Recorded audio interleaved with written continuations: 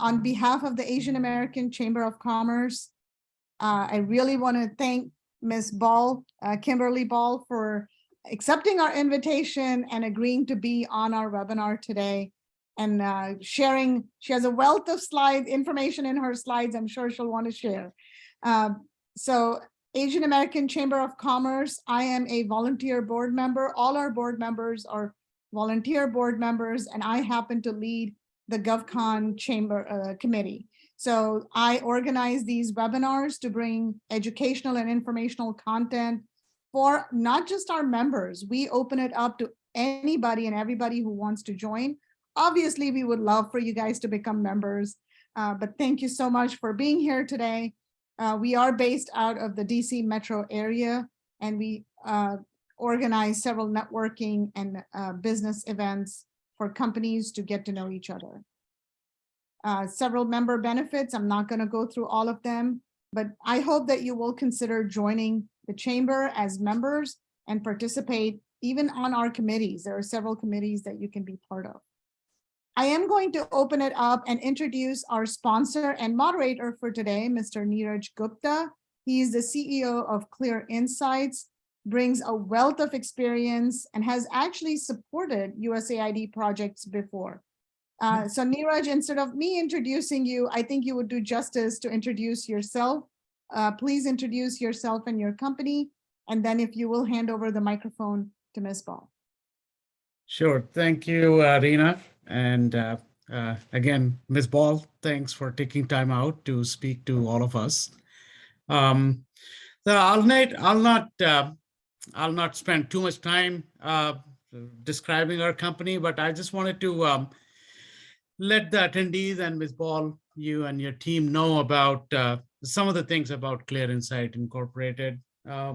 We are a small business located in Washington metro area, primarily delivering IT development and professional services, including supply chain management. And we have done that for quite a few federal clients, including supporting one of the USAID funded project.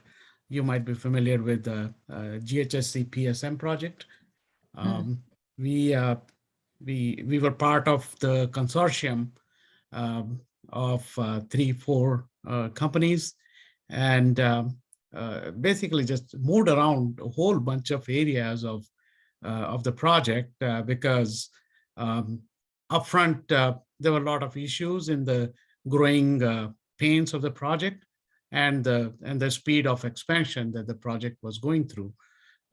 So it had a lot of hands in delivering business processes, developing processes and functionalities for their procurement system called Artemis.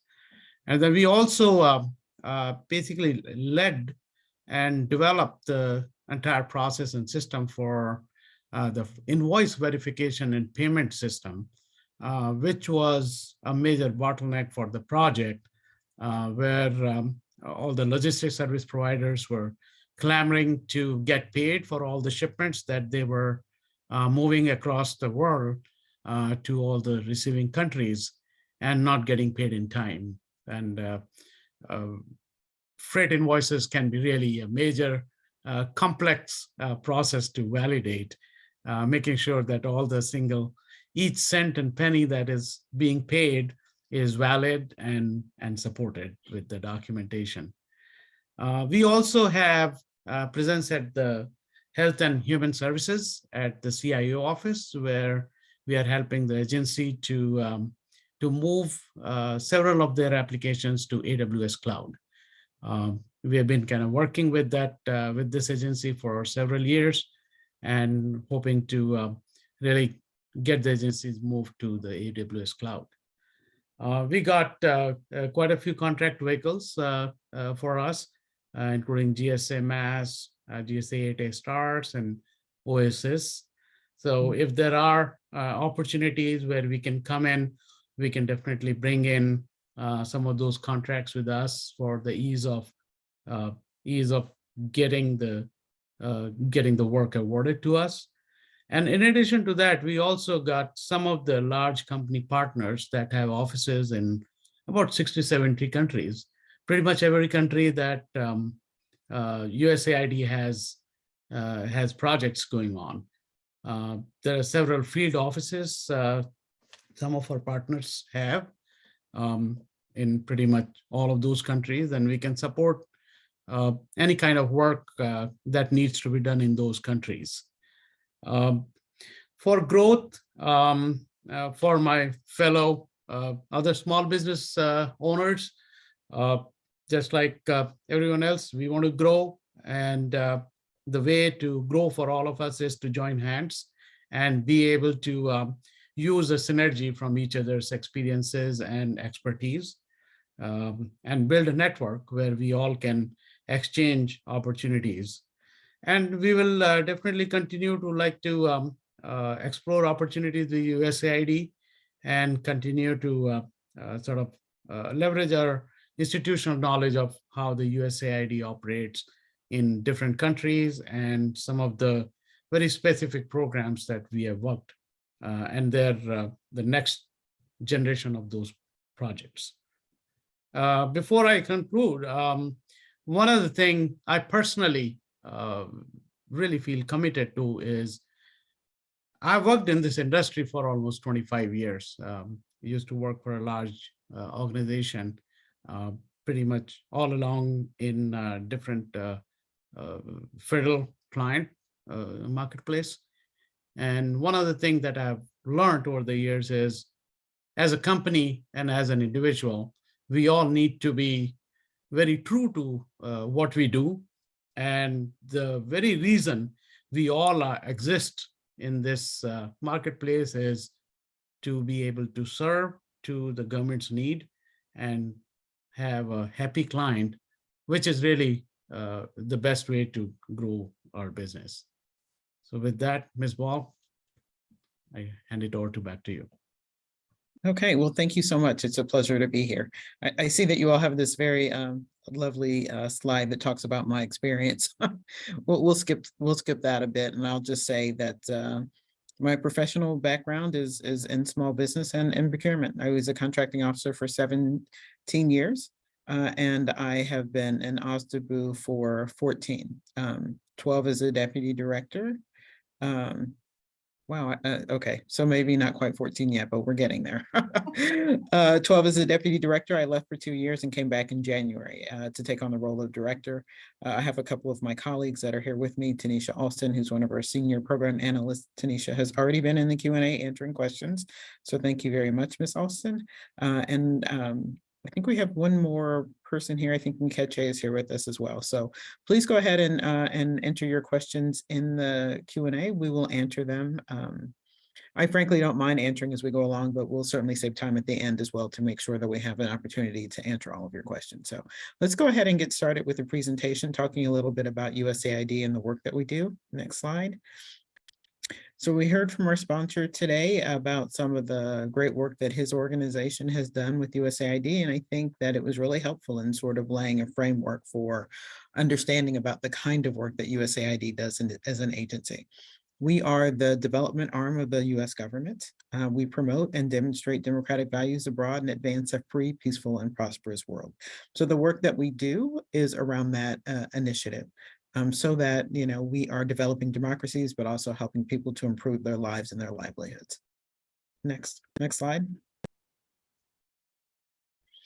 So just a little bit about my office before we move on to talking about the agency. Again, I'm the director of the Office of Small and Disadvantaged Business Utilization. Each of the government's largest 24 federal agencies has an OSDBU office.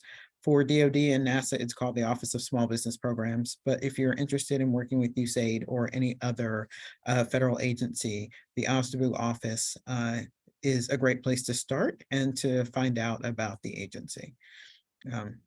So we are here advocating on behalf of small businesses. We are reviewing any requirements that the agency puts out that are over $250,000. That's a simplified acquisition threshold. Under that level, there's an assumption that things are going directly to small business. That's why we're looking at anything above that. We conduct small business training for our program contracting and technical folks, and we connect with people like you so that we can share information about the organization and find out about your businesses and what you do so that when requirements do come across, we're aware of what the market looks like. Next slide. Okay, so as part of our work, we are also given a goal that we have to meet, right? The percentage of our procurements that have to go to US-based small businesses. And let me be clear about that. Here in the conversation, we're talking about US businesses because our organization works internationally. Sometimes there's confusion about small businesses that are local to the countries where we work and US small businesses. Our office focuses entirely on US small businesses. So it's folks like you all that we're interested in helping and advocating for. Every year, every OSBU office gets a goal from the Small Business Administration in terms of how much of their federal dollars have to go to US small businesses. For us, for FY23, which started in October, it is 13.25% for prime awards and 14.5% for subcontracts. In addition to that, we have a couple other goals that we have to meet, including small disadvantaged business, which is minority-owned businesses, women-owned small businesses, service disabled vet and hub zones. I'm not sure whether or not we talk about this later in the presentation, so I'm going to go ahead and just pause and tell you guys a little bit about that now. And we can revisit later as appropriate. But this administration, the Biden-Harris administration, is very heavily focused on increasing the percentage of dollars, federal procurement dollars that are going to US small businesses. So I told you that our goal is 13.25%. Some of that is because we have an international mission. Government-wide, that goal is 23%. And for the smaller categories that I mentioned, for the small disadvantaged business category, it's historically been 5%, but last year the Biden administration said we want to see those numbers go up as well, right? So we're going from the 5% that it has historically been to 15% by FY 2025. So if you are a small disadvantaged business, this is your time to definitely be trying to engage with the federal government. There is a huge initiative right now about trying to make sure that we get more minority-owned businesses in federal government procurement. So those are our goals. We work here in Washington. As I said, we advocate on your behalf. We do that by working with our operating units within the agency. Here we call them bureaus and independent offices, and our missions overseas to negotiate individual small business goals and to advocate when we see individual requirements come out to make sure that people are looking at what level of small business engagement is possible. And I should say that I know that this is the Asian American Chamber, so I know that not all of the businesses here that we're talking to today are small businesses. I know we have large businesses as well. And certainly there's room for everyone at the table, at least as we understand it. So I don't want you to not listen if you're a large business. I think there's opportunity for you here as well, but our focus really is on the small businesses for my office. Our agency, like many of the others, also has an industry liaison that focuses on everyone, not just small business, but all nature of our partners. Next slide, please. Okay, so as an international organization, we are headquartered here domestically in Washington, but that is going to be the only place that you're going to find USAID domestically. Otherwise, we are in the developing world. So we're in more than 100 countries. Some we have a standalone presence, some we're co-located with the State Department. Some of the countries are served bilaterally, right? So we have a one-on-one relationship with that country. Some are regional, right? So there are some places you're going to see a regional platform. This is important to know because if you want to work with USAID, you need to know what your point of entry is. It may be Washington if you're looking at things that are more domestically focused, right? We're an international development organization, but we still hire people to do financial accounting. We still hire folks to do program management. All those kind of things are typically handled out of Washington. We'll talk a little bit later about what the field looks like, but I wanted to give you this visual, this perspective of what our team looks like, right? And it says 900,000 people that are supporting the USAID mission. The important part of that is what does that breakdown actually look like? Can we go to the next slide? This just gives you a visual about our agency and what it looks like. And I wanted to share this just so you could see what the individual offices are. It gives you some sense of what we focus on and what we buy, right? So we have a Bureau for Global Health. that our sponsor talked about supporting. But also we do a lot of health work in Africa, right? We have a Bureau for Africa that supports that region. In addition to that, again, you're going to have those independent missions in Africa that are going to procure goods and services as well as the Bureau here in Washington. And we'll talk a little bit about, how to know the difference and who has what where as we continue to sort of move through the presentation. Okay. Next slide. Okay, so we talked about those 9,000 partners. How does that actually break down and what does that mean to you? So more than 4,000 of those are US and non-US organizations around the world. So we partner with non-governmental organizations, we partner with charitable organizations, we partner with colleges and universities. Someone asked already in the Q&A, do we partner with for-profit companies? Absolutely, we do. So both small and large, both local and domestic, international, we partner with a little bit of everybody, as you can see from this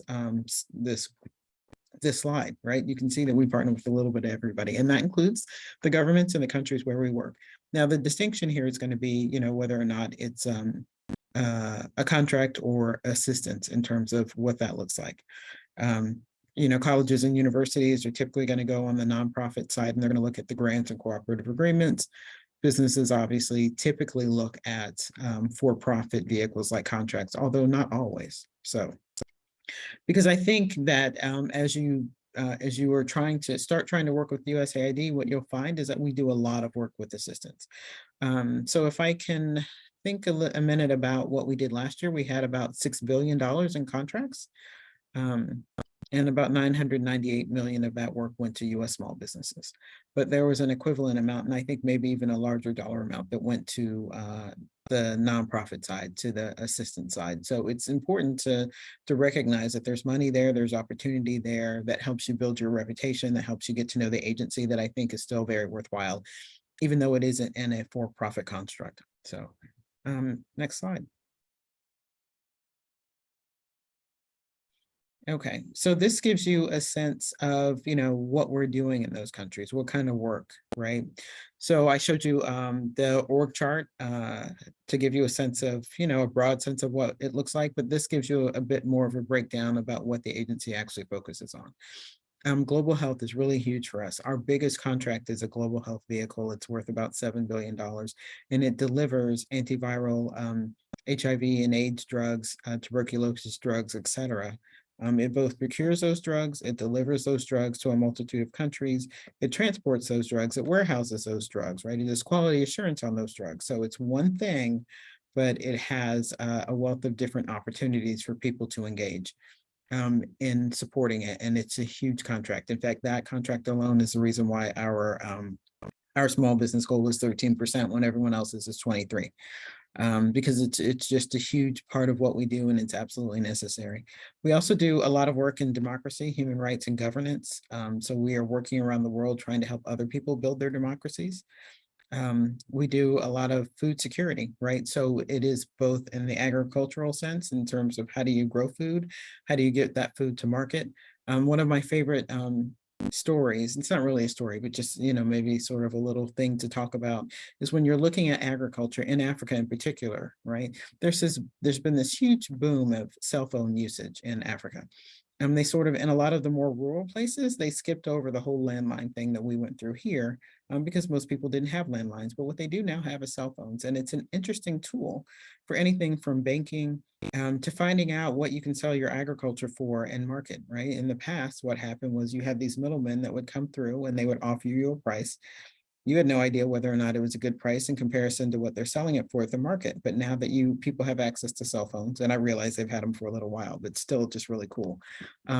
They were able to check prices and be able to better negotiate for their goods and services, right? Which increases their income, which increases the standard of living for their families. I mean, it is just really important that these things that are seemingly small independently, come together to really advance the lives and the livelihoods of people in these countries where we're working. So we do a lot of work with the environment where we focus on climate change, we do education, we do a lot with youth, because I'm sure many of you are aware there's a huge youth bulge around the world, particularly in these developing countries. And we know that young people anywhere here as well When they're not actively engaged, then we're both losing their potential, but also sometimes they're doing things that maybe we would prefer that they not do simply because they're not otherwise engaged. So there's a huge focus on helping to train and educate young people, helping them to be engaged in the leadership and the path that their countries are on. So I think that's another exciting piece of work that USAID does. So all of this just to tell you a little bit about the work that we do and what that might actually look like. Next slide, please. Okay, so how do we fund our awards? You've heard me talking a little bit about acquisition and assistance. So acquisition, obviously, the contracts, the assistance, grants, or cooperative agreements. That's a little bit more where we're helping you to support your program, right? We're still going to tell you in broad strokes what it is we want, what areas we're interested in working in. Because as you saw, we work in a huge number of areas. We don't work in every area in every country though, right? So we do put out calls for grants and proposals so that people can share what they're doing, and then we support that as long we may support it as long as it's in line with what we're already doing. So, but the acquisition tends to be the for-profit side, the assistance, the not-for-profit side. And I know that someone asked a question earlier about whether we use SAM.gov or grants.gov. We use both. Okay. In addition to that, the other way to find our business opportunities is the agency has a really good business forecast that we update on a regular basis. So it is, you can, the web address is there for you, but you could also just Google USAID business forecast and it pops right up. It's a searchable vehicle by contract or by acquisition, by country. It's a great way to look and see what it is that we have out there. In fact, tomorrow, and I know this is somewhere later in the presentation, tomorrow we'll have a business forecast call that you can listen in on. We will answer some questions about that people have submitted about the requirements that are on the business forecast. We will answer some questions on the call. We will answer them all, and that information will be posted on the website. Also, I realize I'm telling you this the day before the event. If you don't have time to make it, it's also recorded, and so you can listen. You can go back and revisit it, and there's always a transcript as well, so you can go back and read it. So lots of opportunities to find out about what USAID is doing and what we're procuring. That business forecast call is held on a quarterly basis, so definitely be on the lookout for it for the next one if you can't do this one, because that would give you a little bit of time to actually look at the forecast and be able to know what it is that you want to ask some questions about. Again, just really great opportunity to connect with the agency, to hear directly from agency experts in response to the questions that you might have on the business forecast process. Okay, next slide. Okay, so just, here are just some tips for getting to know us as an agency, right? So as I said, we're headquartered in Washington. We have missions around the world. We have contracting and technical staff in those places as well, right? And most of those countries, and where we don't have them specifically in countries, they're covered by a regional platform. So one of the things that you want to do is decide where it is that you want to work with us, right? If it's in the field, then you need to be focusing on that.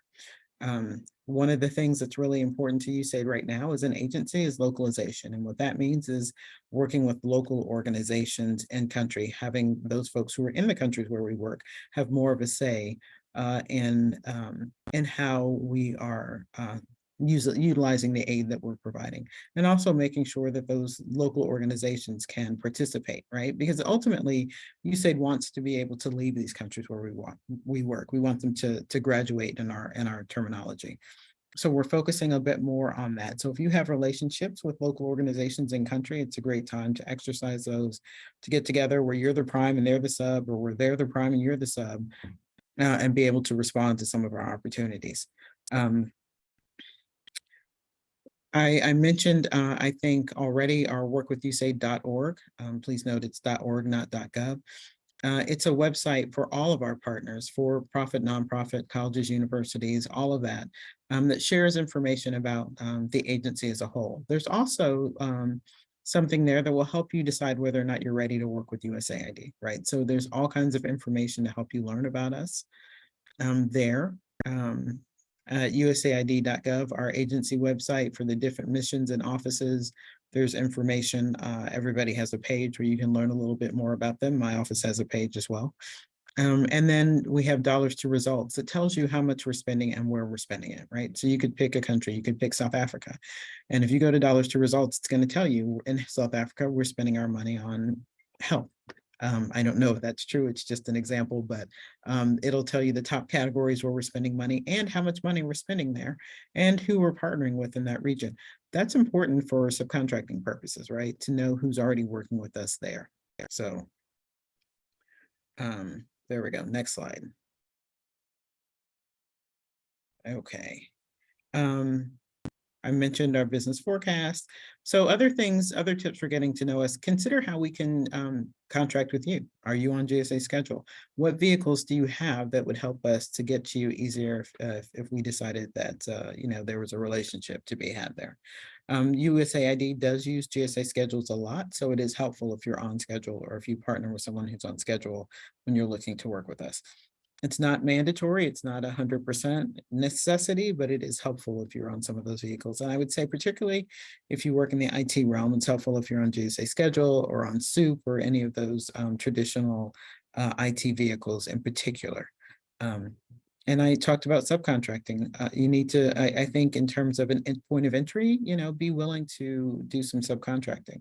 Again, I don't think it's absolutely mandatory. I know that some of us prefer to be in charge of our own destiny, and I know that subcontracting can make that hard, but it is a way to work with folks who are already working with us and to build experience and exposure.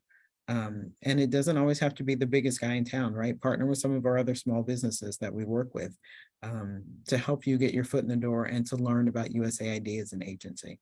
We do keep a list of our IDIQs and IDIQ holders. You know, you're certainly free to take a look at that to find out, you know, who we're currently working with and where they're working.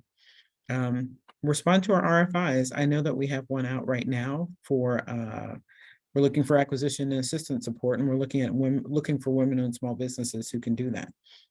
Make sure that you're responding to those RFIs. I know that they can be a little bit challenging to respond to, especially as you're busy doing actual work or things that are going to get you paid, but it is part of the investment when you're attempting to get to know an organization. And it does get your name out there, and it gives you an opportunity to respond and hopefully be able to at least weigh in a little bit on how something is being put out, right? Because we tend to use RFIs as sources sought, but obviously they're also really requests for information when we're trying to figure out how the best way to go about a thing might be. So it's a great opportunity to show your expertise and your experience. Okay, next slide. Okay, so something else that USAID has is called the Country Development Cooperation Strategy. It's a long-term strategy that every mission is required to put out, and they put them out, they run in 5-year cycles. So it is a 5-year strategy to tell you what it is we're working on in a particular country. It's not necessarily going to get down to the nitty gritty of what we're contracting for, but USAID is a procurement agency. We're very small in terms of our direct hire footprint, so we actually are going to contract out a lot. So if you see that there's work in there that if we're focusing on an area where you do work, you definitely want to be able to follow that because, you know, the chances are the opportunity is going to be there. You know, something else I didn't put in the slide deck, but you can also look at is, you know, go back and look at SAM.gov and see what it is we've already purchased. And USAID buys a lot of the same things over and over again, right? We haven't gotten at solving world hunger, so we're still trying to feed people, right? There are things that we're going to continue to do. One example is our SWIFT contract. It's a rapid response vehicle. You know, right now we're on SWIFT 5 and we're already talking about doing SWIFT 6, and these are 5-year vehicles. So that means, you know, we've already done this for 25 years and we're looking to push it to 30. So again, take a look at what we've already done just as a way to forecast what we might be doing in the future. And then follow us, right? USAID is very active on Facebook, Twitter, YouTube. There are a lot of ways to find information about us as an organization and to get to know what's important to us. We're out there. I personally am on LinkedIn as well. Our Work with USAID folks, our colleagues there have a very active LinkedIn page and are always sharing information about opportunities and events where you get an opportunity to hear, not just from people like me, but from other people in the agency as well, who are going to talk about, you know, the work that we do. So I think it's really important to make sure that you're actively following us if we're an agency that you're interested in. And then, join us. My office does a number of outreach events. We're always happy to meet new people. We focused really heavily on the service disabled veteran community lately. And we have an event with that group tomorrow. We had one last week. So we get out and do things like this, and, please participate and ask questions. So it looks like we have about 17 in the chat. So we'll move forward to that. Next slide. Okay, so this is just about the business forecast. I think we've talked about that quite a bit already. The next one is tomorrow at 8:30 Eastern Standard Time. Something to remember when you're working with USAID is because we are all over the world. Sometimes we're going to have things at interesting time zones, but this one is at 8:30 tomorrow. So, all right, next slide. Okay, so this is just to look at what's on our business forecast right now, just to give you a sense about what it is that we do and what we're buying.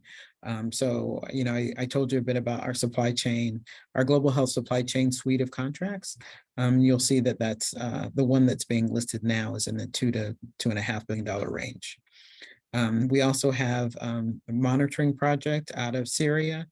That's being issued as a small business set aside under OASIS, right? So that's in the $10 to $25 million range. And I mentioned SWIFT 6, which is $2.5 billion to $2.79 billion opportunity. It's being advertised as a partial small business set aside. So lots of opportunity there.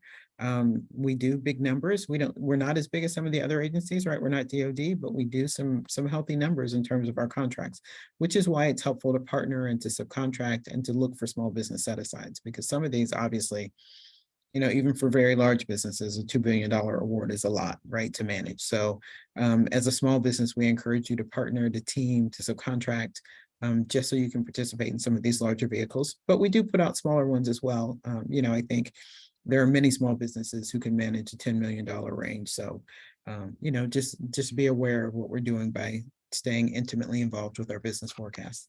Next slide. Okay, so right now, what are small businesses doing? Not what are we planning for them to do, but what are they doing right now? As I said, we do a lot of monitoring and evaluation. It's critical to the way that our agency operates. So somebody's got to go in and review those projects. They typically do it at the midpoint as well as at the end. This information informs how we move forward, right? Are we getting what we needed to get? What does this mean in terms of how we need to pivot and move on to the next thing? So we do a lot of monitoring and evaluation work. Right now, we're on our second, maybe third iteration of our monitoring and evaluation contract. It's a total small business set aside. And this last one had about 15 or 16 small businesses. So it's a popular vehicle and certainly very important to the work of the agency. I mentioned 9,000 people working with us. We have a small US direct hire, civil servant footprint. We do a lot of institutional support. Right. So that is hiring people who are going to be in here working with us shoulder to shoulder. So we do a lot of buying of that sort of goods and services, both from small and large businesses. And then public financial management is just one that I like to talk about simply because it talks about the other work that we do, the development work that we do. In this case, people who are, and again, there's a small business set aside on this vehicle, and those folks do a lot to promote economic opportunity in countries. They do a lot of work with civil society organizations, but with the governments in the country where we work as well, just to make sure that there is sound financial management of the government institutions in those countries, right? So all of that builds towards good governance, and are you as a country giving your people what they need, right? So that's what we're looking at. So just a few examples there. I'm going to go ahead and say next slide. Okay, so these are just some tips that you guys probably hear all the time, so I won't go through them entirely, but just make sure your proposal is solid. Follow the instructions, read it carefully, past performance, partnering, etc. So we're gonna go on to the next slide there. This just gives you a sense of how we did last year, what our goals were. Last year, our goal was 12.5%. We actually hit 16.5. That means we obligated, out of that $6 billion I talked about earlier, we obligated not just under $1 billion to US small businesses. That's a first for us, so it's huge. We recognize there's more work to do, particularly in the hub zone and the service disabled veteran-owned small business category. But we're doing pretty well right now. We're very happy about that. But more hard work to continue. Okay, next slide. Okay, so there we are at the end. I hope I didn't rush to that too quickly. I just wanted to make sure that I left some time for questions. I frankly like answering questions, so let's get to that part of the conversation. Let's hear about what you guys want to know about. Thank you. That was fantastic there. I mean, tons of information, but I think you were the fastest one in all our webinars. It was a lot, and I've got my timer going here, so I know how much time we have left. I've left about 20 minutes for questions, so if there's something that I said that I moved a little too quickly on and you want to hear more about it, I'm happy to address that. So let's see what we've got. Q&A. Thank you. And Neeraj, feel free to jump in and pick up a few questions if you'd like to hear. I'm going to start with. I would like to start with two questions, which actually, Ms. Ball, you have kind of partially answered already in your last slide. Okay. The first one is, where can we get some data on the utilization of small businesses and how the goals are being met or missed? You already shared that from the USAID side, but what about some of the large contracts, whether they have been meeting those goals or not, and if not, then what's the slippage? And the follow-up to that is, how would your office sort of help us, the small businesses, to get in front of some of those large contract holders, where we could go in and sort of propose a value proposition and how we can help that program as a small business partner for those contractors? Okay, so you came right out of the box with some tough questions. Okay, so I think that's okay. That's okay. I asked for it, so here we go. So in terms of how our large business partners are doing, we don't typically release information about whether or not they're meeting their subcontracting goals. Frankly, it's part of their contract and not really public information. I don't know that I've ever actually even had anyone ask that question before, but I will tell you that it's not something that we release publicly. And we do track it, right? We do go back and alert them to how they're doing. And we're working, frankly, with our small business partner, our acquisition and assistance partners, our contracting colleagues, on how we can better enforce subcontracting. Because as anybody who's worked in federal procurement and has done subcontracting work knows that it can be challenging, right? They want you in the proposal, they don't always use you. I mean, I think that, and the government says best effort, which can be a little bit challenging, right? Because what does that mean? So, I think the advice that I typically give small businesses is to make sure that you're filling a need that they can't already fill, right? Make sure you're partnering with people where you're solving a problem for them and not just someone that you do the same thing that they do, because we know that in that instance that maybe they'll put you in the proposal to meet the criteria, but ultimately they're not going to need you, right? So we don't put yourself in that situation. Make sure that for your teaming arrangements as well, that, whatever documents you can put together is as strong as it can be. I will say with our large businesses, what gives them a little bit of wiggle room is that we do a lot of cost type contracts. And so what we hear from our small business partners is that sometimes the large businesses will say, will the government change its mind? We've pivoted this way or that. And so, maybe we don't need you. We need you to, we're looking at how we can better hold the large businesses accountable, and we need you guys to do the same in terms of your planning. It does become challenging to hold them accountable for their relationship with a single business as opposed to meeting its overall goal, right? Because we can say you've got a goal of 10% that you need to meet, but we cannot necessarily say, and you need to do that by working with Neeraj's company, right? Sure. So I would say that. In terms of activities to help you all meet with our large business partners, I don't think that we actually have any plan. That's a great idea. I'm going to ask Tanisha and Nkechi to take that note. We do some matchmaking at our annual small business conference, which we expect to hold this year in the spring. And that's an opportunity to do matchmaking with agency folks. And we typically invite our large business partners to participate in that as well, just for that reason. And we also typically do a subcontracting training event for the large businesses to help them understand what they're responsible for. And as part of that event, we do some matchmaking as well. I have attended some of your small business events, and it is actually a great place to network with the largest. So I would second that and encourage people to attend whenever you announce it. We All right, will. I'm we gonna- will. And yeah, go ahead. Sorry, I was going to take a question here and summarize it.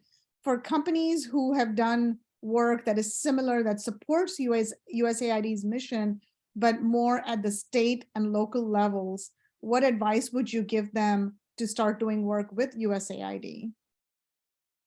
So I would say that when you're responding to a proposal, it's incumbent upon you to connect the dots, right? The agency isn't necessarily going to automatically say that because you did this work domestically, you can do it overseas as well. You need to say, both outline the work that you did, tell us about your experience, and then tell us how it translates to the international field. I mean, I think for sure you should, if you have that domestic experience that you feel like is going to translate, absolutely, please engage with us. As our small businesses, quite frankly, are more and more successful, that means we need new small businesses to come in and take their place. And so we want you to do that. We want you, if you feel like you have experience that you can use, that we can use here at USAID, definitely start engaging with us. But also just, again, be thinking about, what does that mean and what does that look like in terms of how it translates overseas. Right. And keep in mind, too, that if your experience has only been domestic, then that's a great time to make sure you're partnering with somebody or teaming, or at least bringing in someone on your staff who has that overseas experience. I think one of the things that trips some people up when you move from the domestic realm to the overseas realm is really the different laws in the various countries, right? The labor laws are an example where things are very different.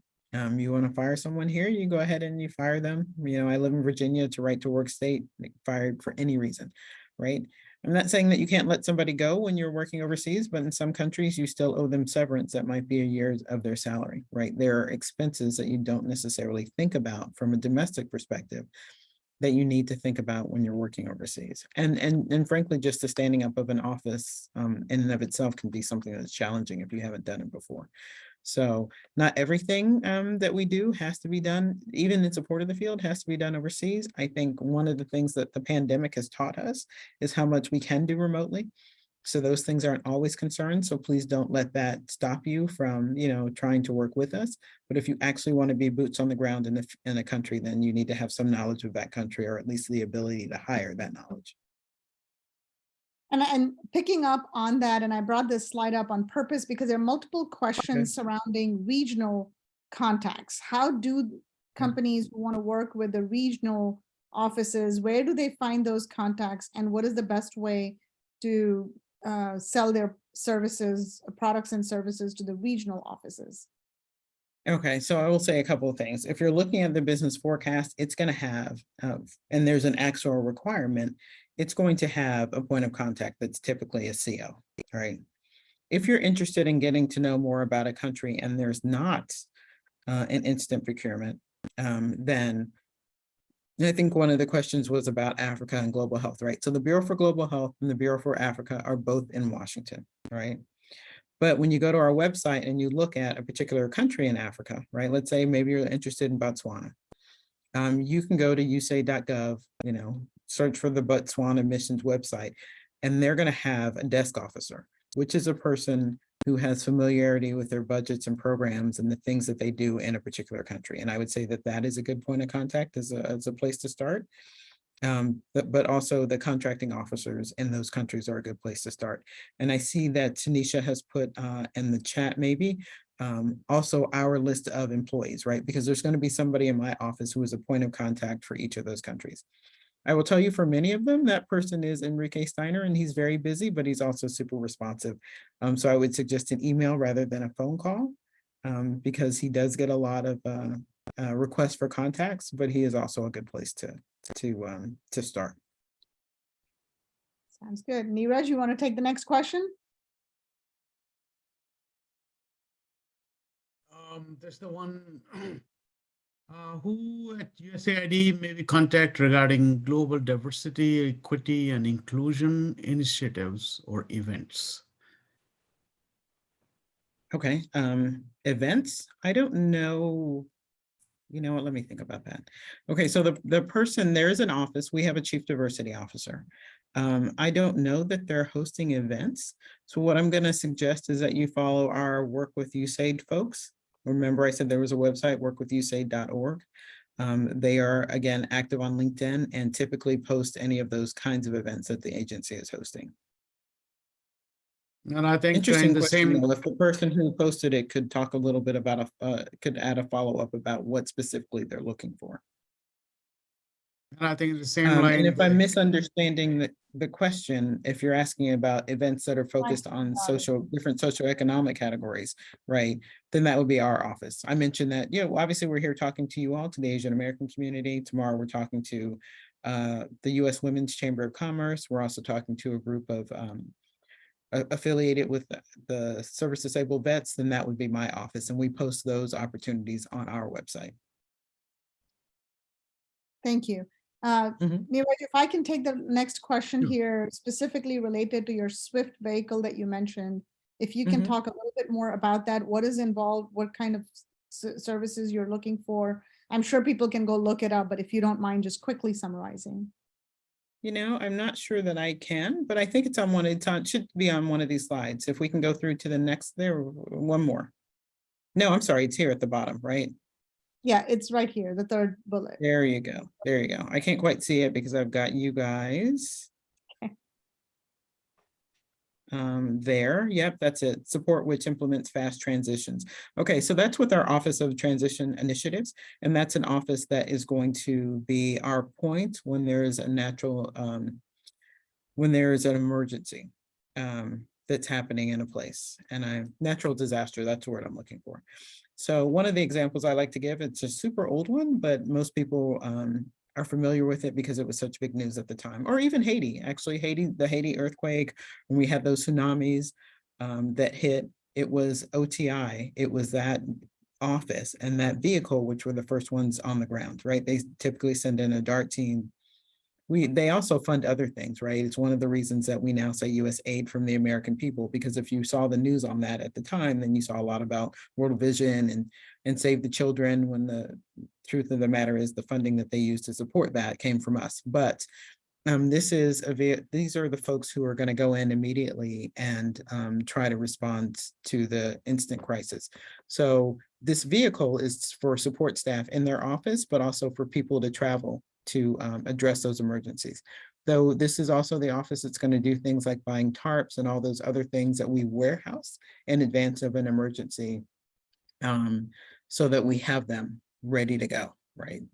Frequently when something happens, we get a bunch of emails or calls from people about, can I provide this? Can I provide that? The agency warehouses things that it needs for an emergency so that we're not trying to buy them at the very last minute. Makes sense. I just want to chime in here. A lot of questions on, can we post, can we copy and paste the chat and email that out? Sorry, we're unable to email out contacts that people are sharing in the chat because we don't have permissions from everyone to do that. So we are unable to do that. Please jot down the person's contact information and reach out to them directly for your business purposes. We are going to email the slides out to everybody and this recording. So hopefully that should help answer most of your questions on, will these slides be available? So yes, I do. Another question related to procurement. Does USAID ever award contracts based on RFI responses? In other words, are sole sources a possibility at USAID, or does it have to go through a full procurement lifecycle and get to RFP stage for them to respond? So we do sole source awards. I don't know that we've ever done one from a RFI. Frankly, though, I don't know that we haven't done one from RFI. I suppose it's possible, but we definitely do sole source awards. We do a lot of 8A awards, and we haven't done like as many women-owned small business sole source awards or any others, but we have an active 8A program where we're doing a lot of sole source awards that way. We do a lot of work with the Alaska Native corporations as well. So it is possible. If there's a way to do it. Now, if you're a business who is not in a category that already has set aside authority, then obviously that can't happen. Okay, thank you for that. And in terms of, we seem to have few businesses that are foreign owned. They're not US owned businesses. What are the stipulations or restrictions that USAID might have in doing business with foreign owned companies? So as I said, I think that we are very interested in local organizations right now, right? So the organizations that work in country or in their country of origin. So that's big right now. So we definitely work with companies that are not US. From my office's perspective, the work that we do is strictly US, but in terms of what the agency as a whole does, yes, there's opportunity here for businesses that are not US owned and operated. But you asked about, I think I saw a question in the Q&A about SAM. You do still have to be registered that way because frankly, the federal government can't pay you if you're not registered in SAM. But yeah. Yeah, so foreign-owned companies can register in SAM, and you Yes. have to be registered in SAM to get any US government contract. Are there any specific insurance coverage requirements for working in these foreign countries? You mentioned a little bit about local laws. Any other stipulations that our US companies need to be aware of when they work overseas? They need insurance, right? And that's always in our solicitations, right? We have a contractor that we have set up that people can buy the insurance directly from. It's called DBA insurance, and forgive me, I don't remember what, I don't know if any of my folks that I have on the line actually remember what that stands for. But you are required to have insurance when you're working overseas. Some of the locations where we work, you know what, I'm not even gonna say that. So you need to be able to evacuate your people if something happens, right? Not every country, that's not an issue in every country, but it is in some countries, right? So you need to be able to evacuate your folks. But just even on a regular occurrence, a day-to-day basis, you need to be able to evacuate, people who might have had a health emergency where they need to come back to the States. I mean, there are any number of reasons why you might need to do that, but yes, certainly. It's identified in all of our solicitations as a requirement to have that insurance, but I think that's the only one that I'm aware of. Thank you. And I know that the RFPs very specifically call out the insurance requirements. So as you mentioned earlier, make sure you read those RFP requirements and you abide by them. There's a question here about USAID operates in 80 countries. Are contracts to assist with food security in all 80 countries? And I would say that question applies to all the work that you do. Is it consistent across all 80 countries or just a few? I think very much it depends on where you're working. It's not consistent across all countries because all countries don't have that kind of need, right? The work that we do in Latin America is not food focused because that's not necessarily an issue there. We do have a lot of food programs in Africa where it's usually more of an issue. I know that someone asked a question earlier about Ukraine. It might be an issue there given what's going on now, right? Obviously, we're not still physically in Ukraine, but providing support to the surrounding countries as they help the refugees. So no, food security is not 100% consistent. It's also one of the reasons earlier I mentioned, taking a look at the various countries, because not every country does everything that we do, right? There's not a big health program in Latin America. There's a huge health program in Africa. So it very much matters what country you're interested in working in. Thank you. And I'm going to call out one person here because, thank you. We do this to bring services and educational webinars to everyone. So Mr. Patel, I'm sorry that you find our moderation to be subpar, but we are going to send out these slides to everyone. So you will have the links that you're looking for instead of us copying and pasting them in the chat box. So I apologize that you're not enjoying the moderation of this webinar here, but I think others are getting a lot of good information and I hope you all do the same. So sorry for calling you out here, but I have to. So I'm going to continue here. USAID, another question is for folks who do we contact at USAID who work with staff's families that have been relocated globally? That's a very unique question. I'm not sure I even understand. It is a very unique question. Are we talking about USAID staffs? I'm not sure I get the question. Yeah. Can we have whoever put that in the chat say more about that? Yeah, whoever submitted the question about working with staff's families that are being relocated globally. If you can please elaborate on your question, submit more information, we'd be happy to answer that.